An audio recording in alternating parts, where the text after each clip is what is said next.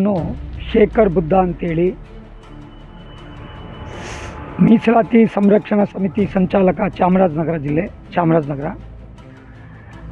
ಬಂಧುಗಳೇ, ಕರ್ನಾಟಕ ರಾಜ್ಯದ ವಲಯ ಮತ್ತು ವಲಯ ಸಂಬಂಧಿತ ಜಾತಿಗಳ ಬಂಧುಗಳಲ್ಲಿ ನಾನೊಂದು ಮನವಿ ಮಾಡ್ಕೊಳ್ಳೋದೇನಪ್ಪ ಅಂತಂದರೆ, ಇದೇ ತಿಂಗಳು 11ನೇ ತಾರೀಕು ಕರ್ನಾಟಕ ರಾಜ್ಯ ದಲಿತ ಸಂಘಟನೆಗಳ ಒಕ್ಕೂಟ ಒಂದು ಬೃಹತ್ ಪ್ರತಿಭಟನೆಗೆ ಕರೆ ಕೊಟ್ಟಿದೆ. ಕಾರಣ, ಈ ಹೋರಾಟ ಕರೆ ಕೊಟ್ಟಿರೋದು ನಮ್ಮ ಜ್ಞಾನ ಪ್ರಕಾಶ್ ಸ್ವಾಮೀಜಿಗಳು ಮತ್ತು ಕೆಲವು ಹಿರಿಯ ಹೋರಾಟಗಾರರು ಕೊಟ್ಟಿದ್ದಾರೆ. ನಿಜವಾಗ್ಲೂ ನಮಗೆ ಸ್ವಾಮೀಜಿಗಳ ಬಗ್ಗೆ ವೈಯಕ್ತಿಕವಾಗಿ ಗೌರವ ಇದೆ ಮತ್ತು ಅವ್ರ ಮೇಲೆ ಅಭಿಮಾನ ಕೂಡ ಇದೆ. ಆದರೆ ಸ್ವಾಮೀಜಿಗಳು ಈ ಹೋರಾಟವನ್ನು ಕೇವಲ ಎಚ್ ಸಿ ಮಹದೇವಪ್ಪನಿಗೆ ಮಂತ್ರಿ ಮಾಡಲಿಕ್ಕೋಸ್ಕರ ಕೊಟ್ಟಿರೋದನ್ನು ನಾನು ವಿರೋಧಿಸ್ತೀನಿ. ಕಾರಣ ಇಷ್ಟೇ, ಇಡೀ ಸಮುದಾಯ ಒಳ ಮೀಸಲಾತಿ ಹೆಸರಲ್ಲಿ ಇವತ್ತು ಒಳ ಮೀಸಲಾತಿಯಿಂದ ಅನ್ಯಾಯಕ್ಕೊಳಗಾಗಿ ನಮ್ಮ ಮುಂದಿನ ಪೀಳಿಗೆ ಶಿಕ್ಷಣ ಮತ್ತು ಉದ್ಯೋಗದಿಂದ ವಂಚಿತರಾಗಿದ್ದಾರೆ. ಈಗಾಗಲೇ ಅದು ಪ್ರಾಯೋಗಿಕವಾಗಿ ಎಲ್ಲ ಇಲಾಖೆಗಳು ಕೂಡ ನೇಮಕಾತಿಗಳಲ್ಲಿ ಮತ್ತು ಉದ್ಯೋಗ ನೇಮಕಾತಿಗಳಲ್ಲಿ ಮತ್ತು ಶಾಲಾ ಕಾಲೇಜುಗಳ ನೇಮಕಾತಿಗಳಲ್ಲಿ ಈಗ ನಾವು ಅದನ್ನು ಅನುಭವಿಸ್ತಾ ಇದ್ದೀವಿ. ಇಷ್ಟಾದರೂ ಕೂಡ ನಮ್ಮ ಸ್ವಾಮೀಜಿಗಳು ಯಾಕೋ ಏನೋ ಗೊತ್ತಿಲ್ಲ, ಮಹದೇವಪ್ಪನ ಪರ ಕೆಲಸ ಮಾಡ್ತಿರೋದು ನಮಗೆ ನಿಜವಾಗ್ಲೂ ಮನಸ್ಸಿಗೆ ಬೇಸರ ತಂದಿದೆ. ನಿಜವಾಗ್ಲೂ ಸ್ವಾಮೀಜಿಗಳು ಹೋರಾಟ ಮಾಡಲೇಬೇಕು ಅಂದಿದ್ರೆ ಇವರು ಮಾನ್ಯ ಮುಖ್ಯಮಂತ್ರಿಗಳು ರಾಜೀನಾಮೆ ಕೊಟ್ಟ ದಿನದಿಂದನೇ ಈ ರಾಜ್ಯದಲ್ಲಿ ದಲಿತ ಮುಖ್ಯಮಂತ್ರಿ ಕೊಡಿ ಅಂತ ಹೋರಾಟ ಮಾಡಬೇಕಾಗಿತ್ತು ಇವರು. ಮತ್ತು ಅವ್ರ ಜೊತೆ ಇದಾರಲ್ಲ ಪಟಾಲಂಗಳು, ಮಹದೇವಪ್ಪನ ಪಟಾಲಂಗಳು ಏನು ಇವತ್ತು ಹೋರಾಟ ಕರೆ ಕೊಟ್ಟಿದ್ದಾರೆ.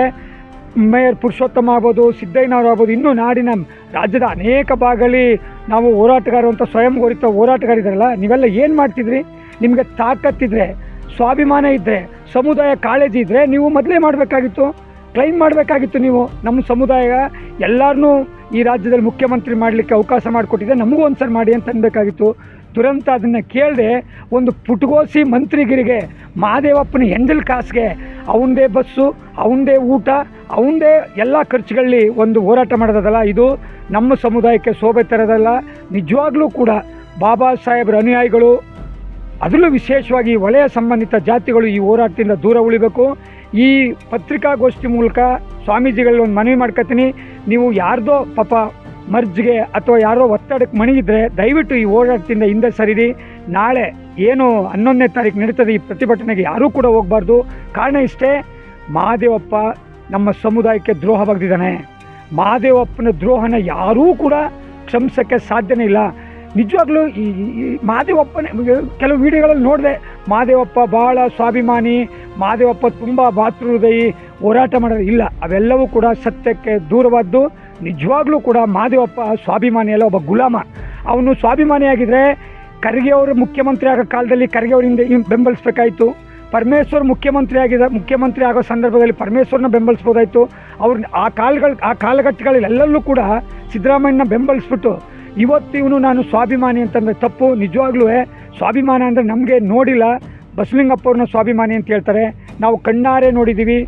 ಶ್ರೀಮಾನ್ ಶ್ರೀನಿವಾಸ್ ಪ್ರಸಾದ್ ಅವ್ರನ್ನ ನೋಡಿದ್ದೀವಿ. ಅವರ ಮಾತು, ಅವ್ರ ನಡೆ ನುಡಿ ಅವ್ರನ್ನ ಬೇಕಾದ್ರೆ ಒಪ್ಕೋಬೋದು. ಡಿ ಸೋಮಶೇಖರ್ ಒಪ್ಕೋಬೋದು. ಇಂಥವ್ರನ್ನ ನಾವು ಸ್ವಾಭಿಮಾನಿಗಳು, ಜಾತಿ ಅಭಿಮಾನಿಗಳು ಅಥವಾ ಕೆಲಸಗಾರ ಅನ್ಬೋದು. ಇವನೊಬ್ಬ ಗುಲಾಮ, ಇವನ್ನ ನಾವು ಒಪ್ಕೊಳ್ಳೋಕ್ಕೆ ಸಾಧ್ಯನೇ ಇಲ್ಲ. ಇವನ್ನ ಒಪ್ಕೊಂಡ್ರೆ ನಮ್ಮ ಸಮುದಾಯಕ್ಕೆ ಕಳಂಕ ಮತ್ತು ಅವಮಾನ.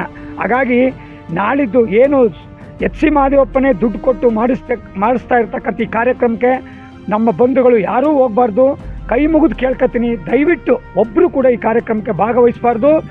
ಈ ಕಾರ್ಯಕ್ರಮದ ಮೂಲಕ ಕರ್ನಾಟಕ ರಾಜ್ಯದಲ್ಲಿ ಒಲರು ಸ್ವಾಭಿಮಾನಿಗಳು, ಇವರು ಗುಲಾಮರ ನಾಯಕತ್ವನ ಒಪ್ಕೊಳ್ಳಲ್ಲ, ಇವರು ಸ್ವಾಭಿಮಾನಿಗಳು ಅನ್ನೋದನ್ನು ಸಾಬೀತುಪಡಿಸಬೇಕು ಅಂತೇಳಿ ಮತ್ತೊಮ್ಮೆ ತಮ್ಮಲ್ಲಿ ವಿನಂತಿಸ್ಕೊಳ್ತೀನಿ.